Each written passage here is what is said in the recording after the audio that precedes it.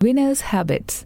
Winners don't do the different things, they do the things differently. रुक जाना नहीं किताब के आज के एपिसोड में हम बात करेंगे कि विनर्स ऐसा क्या अलग करते हैं जो उनको बाकी लोगों से अलग करते हैं। आपको क्या लगता है कि जो विनर्स होते हैं वो बाकी लोगों से कुछ अलग करते हैं? नहीं, बल्कि वो अपने काम को करने के नए नए तरीके ढूंढते रहते हैं। वो अपने काम को बाकी लोगों से कई गुना ज्यादा इफेक्टिव और प्रोडक्टिव तरीके से करते हैं। उन्हें ये अच्छी तरीके से पता होता है कि उन्हें अपने काम को कब, किस समय और कैसे निपटाना है। कई लोग होते हैं जो चुनौतियों से घबराकर हाथ पर हाथ रखकर बैठ जाते हैं, लेकिन विनर्स वही होते हैं जो मुश्किलों से नहीं डरते हैं और उनका डटकर सामना करते हैं। उन्हें चुनौतियों में एक नई अपॉर्चुनिटी दिखाई देती है जिसे वो बेहद ही पॉजिटिव ले लेते हैं। कई लोग शुरू में तो बड़े जज्बे के साथ काम करते हैं और फुल एनर्जेटिक रहते हैं, लेकिन जैसे जैसे समय निकलता जाता है उनका मोटिवेशन कम होता जाता है और उनके काम करने की स्पीड में और इच्छा में काफी बदलाव हो जाते हैं। ऐसा सिविल सर्विसेज परीक्षा में कई बच्चों के साथ होता है।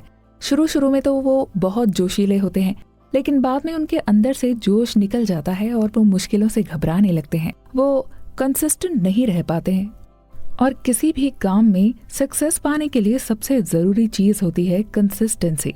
अगर आप कंसिस्टेंट रहते हैं तो आपको आज नहीं तो कल सक्सेस मिल ही जाएगी। IQ, EQ और PQ। आपने इंटेलिजेंट क्वोटिएंट के बारे में तो सुना ही होगा। इसके माध्यम से बौद्धिक क्षमता का आंकलन किया जाता है। सबसे पहले लोग सिर्फ IQ को ही किसी की योग्यता को मापने के लिए इस्तेमाल करते थे, लेकिन पिछले कुछ समय में इसमें काफी बदलाव हुआ है। IQ के साथ साथ इमोशनल क्वोटिएंट EQ और परसिस्टेंट क्वोटिएंट PQ को भी एक इम्पोर्टेंट बेस माना जाता है अगर किसी की भी एबिलिटी को जानना हो तो। अगर किसी भी एम्प्लॉय को कोई प्रोजेक्ट दिया जाए और उसका शुरुआती मोटिवेशन कुछ दिनों में खत्म हो जाए तो उस प्रोजेक्ट की सफलता के चांसेस पक्के में कम हो जाते हैं। अगर आप किसी परीक्षा की तैयारी कर रहे हैं तो एक बात का हमेशा ध्यान रखें कि आप हर दिन कितना पढ़ते हैं ये इतना भी इम्पोर्टेंट नहीं होता। इम्पोर्टेंट होता है ये कि आप डेली पढ़ रहे हैं, क्योंकि consistency is the key of achieving great success in every aspect of your life. तो इस वजह से आप एक बात हमेशा ध्यान रखें कि कभी भी ऐसे काम को शुरू करें तो इसको हर दिन करें और अपनी कंसिस्टेंसी को बीच में न तोड़ें जब तक कि कोई मजबूरी ना हो। कवि सोहन लाल द्विवेदी ने लिखा है, जब तक न सफल हो नींद चैन को त्यागो तुम, संघर्ष का मैदान छोड़कर मत भागो तुम। कुछ किए बिना ही जय जयकार नहीं होती, कोशिश करने वालों की कभी हार नहीं होती। आपने बिहार के दशरथ मांझी की कहानी तो सुनी होगी ना।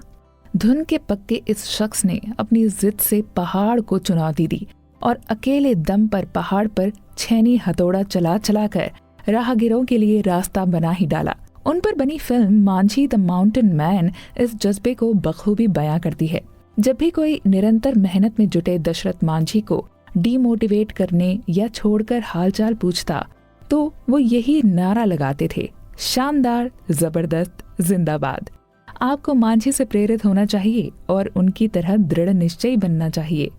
लर्निंग। इंसानों के अंदर एक ऐसी क्वालिटी होती है जो उन्हें दूसरों से अलग बनाती है और वो क्वालिटी है लर्निंग की। ये इंसान की सीखने की भूख ही है जो उसे लगातार नए एक्सपेरिमेंट्स करने के लिए मोटिवेट करती रहती है। जो इंसान सीखना छोड़ दे तो समझ लो कि वो अंदर से मर चुका है, क्योंकि सीखने की भूख ही है जो आपको जिंदा रखती है और जिंदा होने का एहसास दिलाती है। कंटिन्यूअसली आगे बढ़ने और कुछ नया सुधार करने के लिए इंस्पायर करती है। एक बच्चे में भी बचपन से ही सीखने का एटीट्यूड होता है और वो नकल करने से तेजी से चीजें सीख लेता है। इस तरह सीखने की ये प्रोसेस हमेशा चलती रहती है और हमारे सोचने की कैपेबिलिटी भी इम्प्रूव होती रहती है।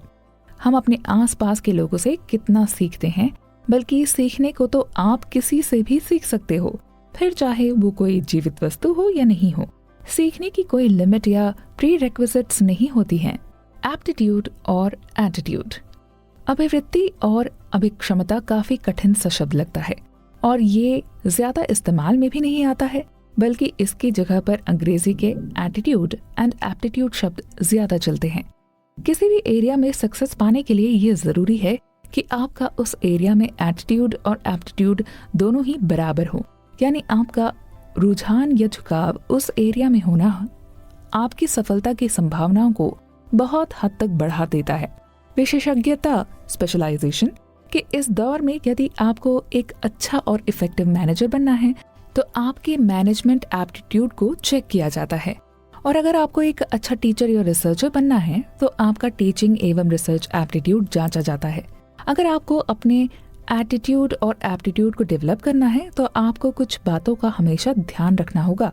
देश दुनिया में और समाज में क्या चल रहा है इसके बारे में आपको नॉलेज होनी चाहिए। आपको खुद को अपडेट रखना है। सोशल कंसर्न्स को अपनी लाइफ का एक इम्पॉर्टेंट पार्ट मानकर चलें और जॉय ऑफ गिविंग को भी महसूस करें। जब भी आप किसी ऐसी सिचुएशन में फंस जाएं जहां आपको कुछ भी समझ ना आए तो आप इस बात का ध्यान रखें कि आपके पास एक ऐसी क्वालिटी है जो आपको ऐसी सिचुएशन से बाहर निकाल सकती है, और वो है कॉमन सेंस। तो आप अपनी कॉमन सेंस का इस्तेमाल करें। एक कंजर्व्ड सोच रखने वाला इंसान कभी भी आगे नहीं बढ़ सकता है। आपको अपनी सोच ओपन रखना है। ओपन माइंडेड थिंकिंग आपको दूसरों से अलग बनाती है। अपने एटीट्यूड और एप्टीट्यूड दोनों को ही बेहतर बनाने की कोशिश करें और सक्सेस को पा लें।